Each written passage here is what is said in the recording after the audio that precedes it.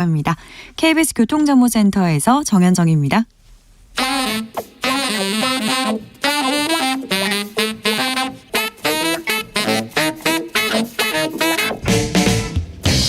세계는 넓고 이슈는 많다. 우리의 시야를 국제적으로 넓혀보겠습니다. 국내 뉴스, 국제 이슈 다 덤벼라. 지금은 글로벌 시대.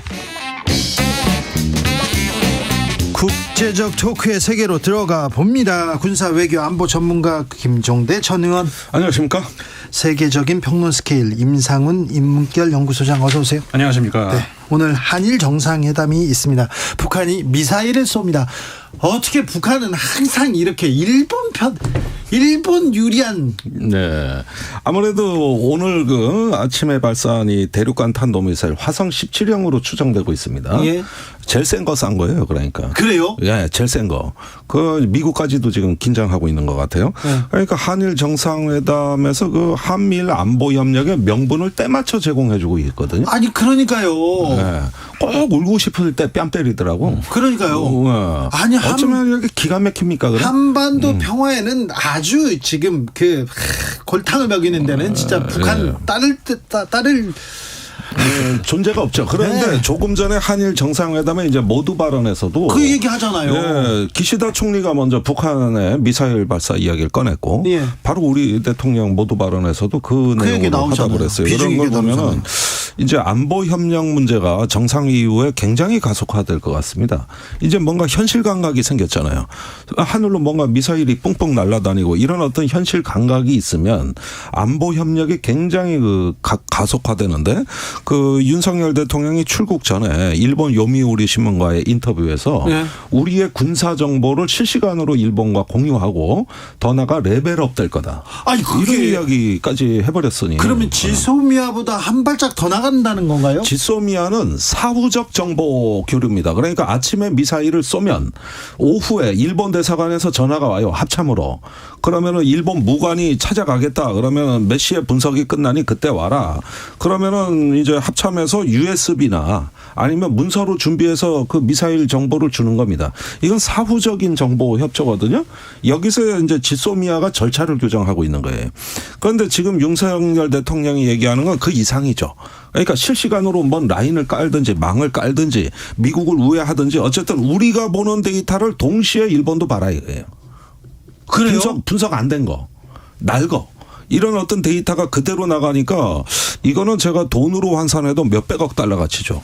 일본은 지금까지 북한 미사일을 탐지 못해가지고 굉장히 애를 먹고 총리가 일본 의회에 나가 질책을 받았는데. 그래서 미국을 통해서 한국한테 한국 정보 좀 줘라, 정보 좀 줘라 계속 그랬던 거 아니에요? 그게 티사라고 해서 한미일 삼국 그 군사정보 교류 각서가 있습니다. 그곳에 근거를 할 수도 있고 아니면 한일 간에 새로운 협정을 맺든지 해서 이제는 정보를 실시간으로 준다. 이건 동맹국 아니면 불가능한 거예요. 동맹이 아니면 군사적으로 강한 동맹이 아니면 절대 불가능한 일입니다. 일본을 믿을 수가 있을까요? 그런데 이제 이렇게 그 정보가 넘어가게 되면 우리 기술 정보가 다 노출돼요. 우리 레이더의 주파수 대역이라든가 레이더 성능이라든가 이런데 우리가 지금 탄도탄 조기 경보 레이더 4대, 이지스함 3대 여기서 이제 만들어진 고도의 전문성 노하우로 축적된 이 군사 기밀이 일본에 간다는 거예요. 그러면 일본은 여태까지 그 북한 미사일에 대한 오판이라든가 또 잘못된 어떤 그 경보 발령이라든가 이런 기존의 안보 취약성 다 해결되는 거죠. 전부 다 해결이 되니까 이건 당장 아리가도 고자이마스 하고 고개를 숙여도 시원찮을 일인데 고맙단 소리를 안 하네. 작년 프놈펜에서 11월에도 이 얘기를 하고 지금도 이 얘기를 하는데. 고맙다는 얘기도 안 해요 이제? 안 해요. 당연한 듯? 안 해요. 난 그게 제일 반성하는 일본은 내가 기대 안 해요. 예? 안 할 거니까. 그러나 감사하는 일본도 없네 이번에. 그러니까 지금 한일 관계가 우리가 이제 이 정상적인 외교 관계, 정상적인 우방 관계라면은 사실 정보를 주고 받을 수도 있죠. 그러니까 첫 번째가 그거고 두 번째는 정보 상호 간의 정보를 주고받는 그 정보의 내용, 그다음에 어떤 그 질적인 차이 이런 것들이 어떤 그 동질성 그 두 가지가 다 문제가 될 수 있는데 이제 첫 번째 같은 경우 아까 말씀드렸던 것이 지금 한일 관계가 정상적이냐 하면 전혀 그게 안 제가 이제 여기 여러 차례 말씀을 드렸습니다만 예를 들어서 우리 흔히 자주 그 비교를 하는 것이 것이 유럽에서의 2차 대전 이후 서로 이제 그 적성 국가였던 독일하고 프랑스의 경우를 여러 번 우리가 예를 들지 않았습니까? 그것이 뭐 새삼스러운 것도 아니기 때문에 다시 예를 들 필요는 없는 것이고 이후에 그 독일의 그 행보하고 지금 일본 행보하고는 전혀 다르기 때문에 정상적인 한일 관계의 그 우방 관계라고 볼 수가 전혀 없다는 것이죠. 그러니까 비교의 대상 자체가 안 되는 것이고 정상적인 그런 그 정보를 공유할 수 있는 그런 단계까지 가지도 않았다는 것이 첫 번째 문제가 되는 것이고요. 네. 두 번째 또 하나 이제 말씀드렸던 정보의 질적 어떤 그 차이가 이제 그러니까 서로 간에 어떤 주고받는 것이 비슷해야 주고받을 거 아닙니까? 한쪽에서 일방적으로 유리한 정보라고 하면 그건 좀 생각을 해봐야죠. 그런데 일본이 필요한 정보하고 한국이 필요한 정보가 일본 같은 경우는 지금 김종대 의원님 말씀하신 것처럼 북한이 미사일을 발사할 시점의 정보가 우리나라보다 현저하게 떨어지다는 것이죠. 그러니까 우리가 제공하는 정보는 일본인 입장에서는 굉장히 유리한 정보들이 됩니다. 그런데 일본이 그 지소미아도 마찬가지인데 일본이 우리에게 주는 정보 과연 우리에게 어느 정도 가치가 있을까요? 그거는 한참 그 지난 다음에 그리고 어떻게 보면 한반도와는 관계 없을 수 있는 그 동해 혹은 그 태평양 쪽으로 가는 그 직접적인 우리하고는 물론 뭐 관련이 있을 수는 있지만은 직접적인 어떤 그 정보의 질적 차이가 난다는 점에서 그냥 그 1대1로 주고받는 그런 정보가 아니라는 거죠. 그런데요. 오늘 한일 확대 정상회담에 대통령 옆에 통역, 그 다음에 박진 외교부 장관, 그 옆에 김은혜 홍보수석, 그 옆에 김태호 예. 1차장, 국가안보실 1차장이 계속 얼굴을 이렇게 대통령이 말할 때마다 이렇게 쳐다보고 있는데 저는 김태호 차장의 얼굴이 계속 걸립니다. 예, 어쨌든 이번에 판을 깐 그 핵심 주역입니다. 예. 예, 그리고 굉장히 그 어떤 친일적인 행각으로 많이 화제가 됐었고. 그래서 너무 친일적인 행각이어서 이명박 정부 때 중간에 이건 너무하다 해서 내보낸 사람이에요. 네, 경질했던 사람이에요. 군사정보보호협정을 밀실해서 자, 체결하려다가 한일 군사정보협정을 밀실해서 하는데 이건 너무 나갔다고 이명박 정부에서 이게 경질한 인물인데 지금 군사정보협정이 지금 이렇게 되고 있잖아요. 그런데 지금 나는 이유를 모르겠는 게 지금 모든 언론에서 한일 정상회담 성과로 지소미아 한일 군사정보보호협정 활성화 얘기를 하는데 진짜 활성화됐습니다. 이런 게 왜 보도로 나오는지 모르겠어요. 군사정보보호협정의 수준을 완전히 초월한 실시간 정보 공유를 얘기하고 있는데 지소미아 얘기해서 뭐 할 겁니까? 자, 지금. 그런데요. 네. 우리한테 이익이 돼야 될 거 아닙니까? 아니 그러니까 우리는 임 박사님 얘기하신 대로 상승 단계 미사일 정보인데 이게 지구 공률에 의해서 일본은 수평선 너머에 있기 때문에 이게 한참 솟아올라야 북한 미사일을 볼 수가 있어요. 예. 그런데 그때쯤이면 추진체와 탄도가 분리됩니다. 그러면 우리는 한 발의 미사일이 분리되는 걸로 정확히 알고 있는데 네. 일본에서는 이게 미사일 두 발로 보이는 거예요. 네. 그러니까 항상 발수가 틀려.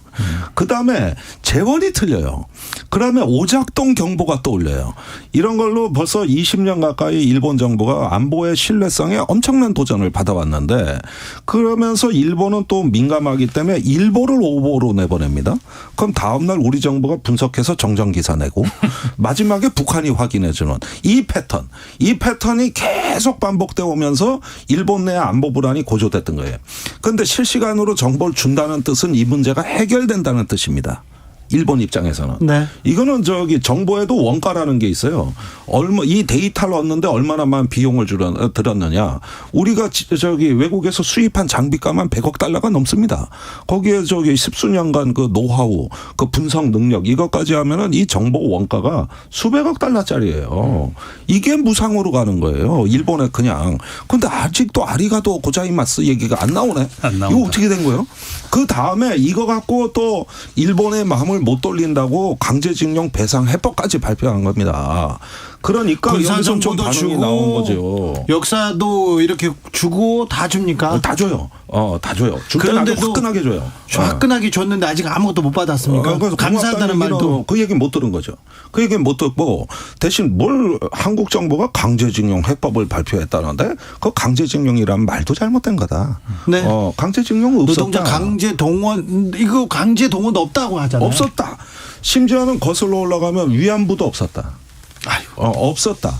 그러니까 이번에는 오히려 일본의 그 하야시 외무상이 지금 이런 태도로 나오고 있기 때문에 지금은 이게 일본이 고맙다고 할 이유도 없어요. 과거사에 대해서. 이거 정상화하는 건데 지금 현재 한국 정부의 그러면. 그 태도를 보면 제가 일본 사람이라도 고맙다고 안 할 것 같아요. 지금 그래요? 알아서 주는데 뭐 왜 고맙다고 하겠어요? 인간이면 고맙다고 해야 되죠. 피해자랍니다. 오히려 한국 대법원이 국제 조약을 위반하는 그런 어떤 그 판결로 해서 피해자래요. 역사의 화해는 가해자의 범죄 고백에서 비롯됩니다. 고백에서 시작해야죠. 그럼요. 네. 가해자인데 오해의 견잡으로 얼마 전에 돌아가셨는데 그분이 항상 그랬잖아요. 피해자 입장에서 사과해야 된다고. 네. 아유, 뭐 듣겠습니까? 아유, 저는 반성하는 일본은 기대도 안 합니다. 안 할 거니까. 그러나 이런 일본의 유사시에 수백만의 시민의 목숨을 구할 수 있는 정보를 준 거예요. 이거 이상 고마운 일이 있습니까? 거기다 동맹관계가 수립이 안 됐는데도 준 거라고요. 이런 파격이 어디 있습니까? 이거 현행법 위반이에요.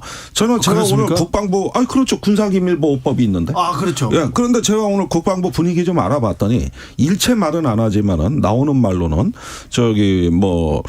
나중에 외교부가 협정 체결하면 그때 가서 줄 수 있는 거 아닙니까? 하고 냉소적 답변을 하더래 기자들은. 아직 줄 수 있는 게 아니군요. 그러니까 정상적인 군인이라면 네. 우리가 이렇게 어떤 그 국가의 최고 핵심 기밀 정보를 갖다가 외국에 무상으로 그것도 조건 없이 넘겨준다 그러는데 어떤 군인이 이거를 좋아하겠습니까? 어떤 군인이 우리 합참의 어떤 장교가.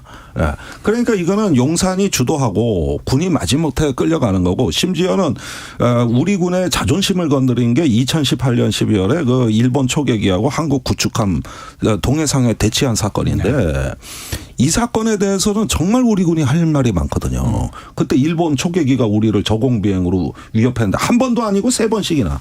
그래가지고 교정규칙까지 만들고 이거 경고사격해야 된다고까지 그때 격앙돼 있었어요. 근데 지금 일본에서 언론 보도는 그 사건도. 그러니까 역으로 그것마저도 우리가 해명을 그것마저도 하는, 우리 보고 우리가 해명해야 되고 된다는 거고. 그다음에 후쿠시마 오염수 내보내는 그것도 우리가 받아야 되는 거고 앞으로 우리가 받아줄 게 한두 개가 아니에요 지금. 네. 일본에서 기대할 게 많아요 지금. 우리가 왜 받아줘야 됩니까? 제 말이 그 말이에요. 우리는 다 줘야 됩니까? 아니 그러니까 이런 문제도 어떤 양국 정부가 대승적으로 만나가지고 이 문제를 논의하고 이 정도에서 절충하고 하자 그러면 저는 마음에는 안 들지만 외교니까 그거는 국민들이 이해해줄 여지도 좀 있다고 봐요. 우리 국민들 마음 넓어요. 전개되는 양상은 그게 아니에요. 일본이 요구하면 우리는 응하는 또는 요구하지 않아도 응하는. 이렇게 되다 보니까 마치 이게 학폭 같아요. 동급생 두들겨 팼는데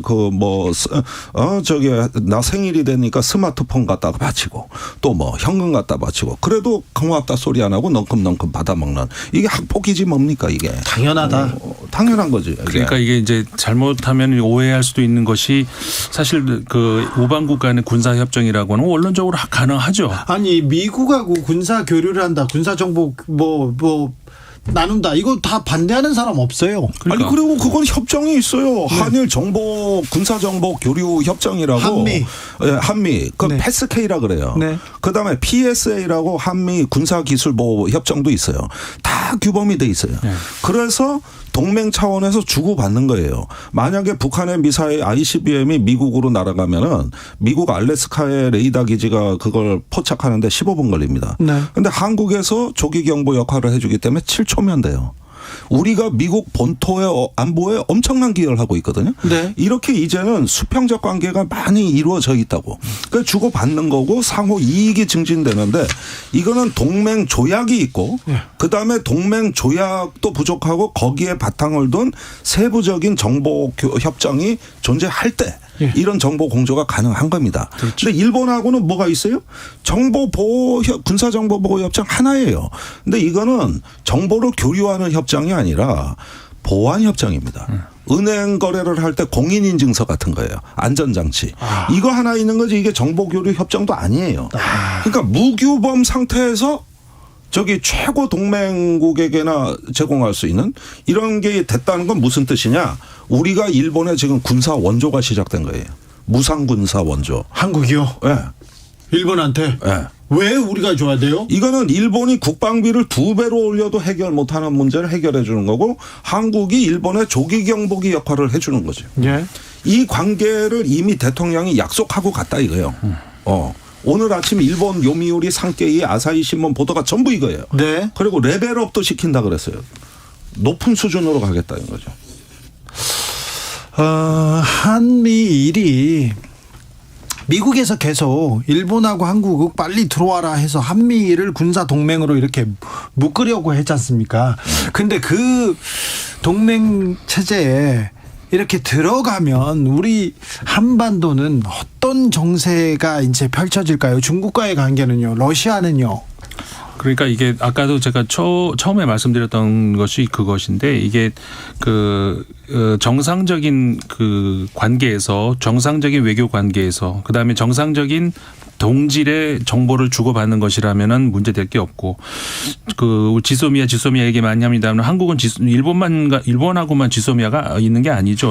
30개국이 넘는 나라하고 하고 있고 그리고 그 모든 그런 그 관련해서 정식 절차를 통해서 국회에다가도 전부 이제 보고가 되고 있는 그런 상황인데 일본하고는 그 동질의 정보를 주고받는 것도 아니고 그다음에 좀 전에 그 김종대 의원이 말씀하신 것처럼 정상적인 절차가 아닌 그런 것들로 많이 구성이 돼 있고 이런 것들 때문에 문제가 된다는 것인데 그렇게 해서까지 계속해서 그 한미일 삼각 그 동맹 근데 그것이 어떤 아까 계속 우리가 말씀드리고 있는 것처럼 동질의 정보가 왔다 갔다 하는 그런 그 관계도 아닌 그런 것에 들어가면서까지 해야 되는 그리고 우리가 얻어야 되는 것이 무엇인가라는 것이죠.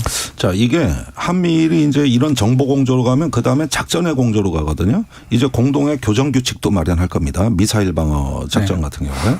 이런 식으로 이제 일체화가 된다는 것은 이제 우리가 국가적으로 대한민국이 자주적으로 판단해서 한반도 평화 프로세스를 펼치기 앞으로 어렵습니다. 또 대중국 균형 외교도 어려워요. 북한의 도발에 일본이 먼저 선제 대응하면 어떻게 합니까? 그러니까 이게 군사 정보를 주게 되면 어떻게 되냐면은 북한에 어디서 이게 발사됐는지 표적을 일본이 획득하게 됩니다. 그러면 일본이 반격 능력을 지금 보유하잖아요. 공격 미사일. 그러면 유사시에 북한을 일본이 공격할 수 있는 표적을 확보하고 정급하면 한국의 양해를 구할 틈도 없이 긴급하게 북한에 대한 선제 타격이 가능해지는 것이죠. 이런 군사적 인프라가 구축이 되는 거죠. 그렇게 되면 우리는 어쩔 수 없이 일본하고 협력을 하는 숙명적 관계가 되고 우리가 이런 한미일 안보 공동체 틀을 일탈해서 중국과 북한에 접근할 수 있겠습니까? 평화 프로세스가 가능할까요?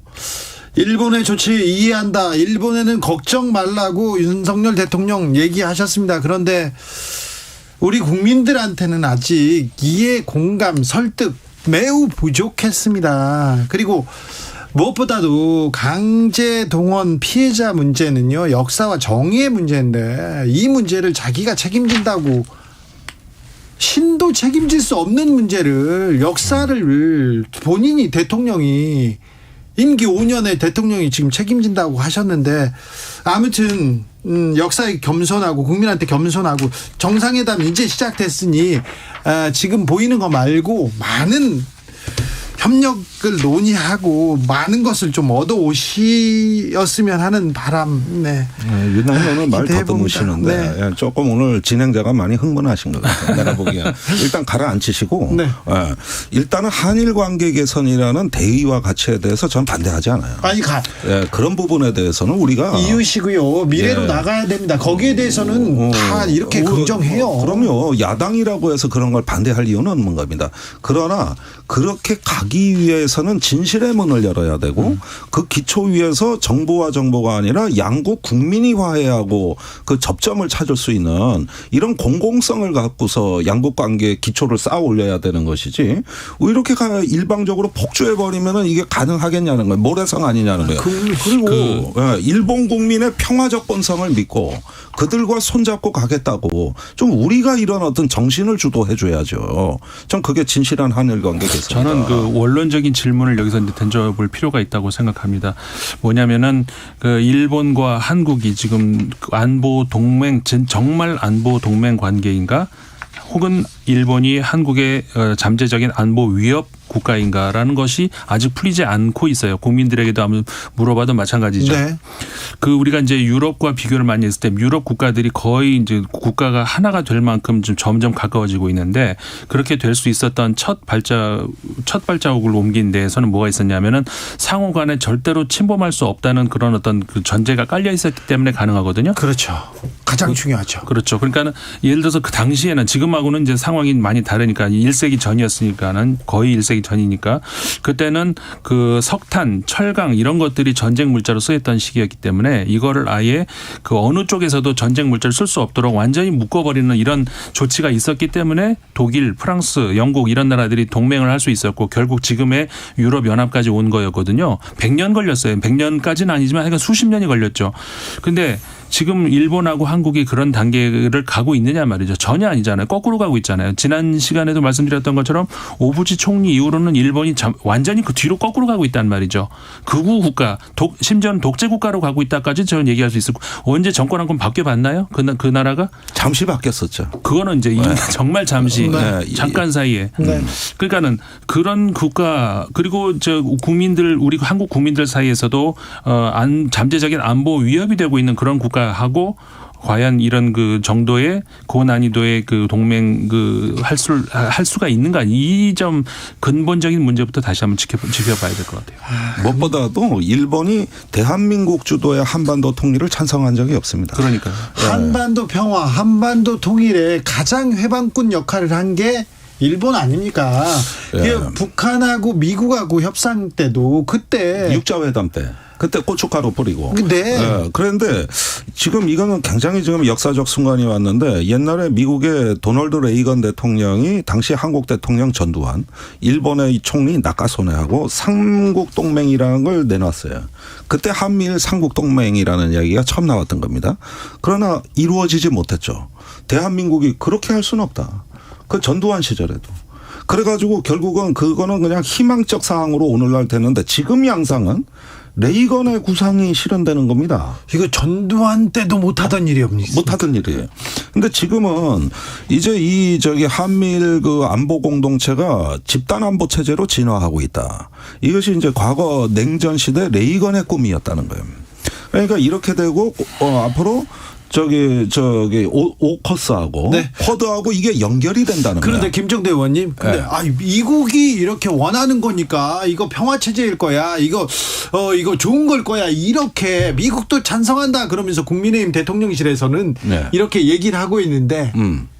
그러니까 미국의 오랜 꿈이라는 건 맞습니다. 미국의 꿈이지 한국의 꿈일 수는 없잖아요. 그러니까 그렇죠. 그러니까 우리는 반도의 지정학이 있는 거고 인도 태평양은 해양의 지정학이에요. 그러면서 우리가 그동안 보수 진보할 거 없이 갖고 있던 유라시아 이니셔티브 그 어디로 간 겁니까? 우리의 지금 생존의 기반이 어디입니까?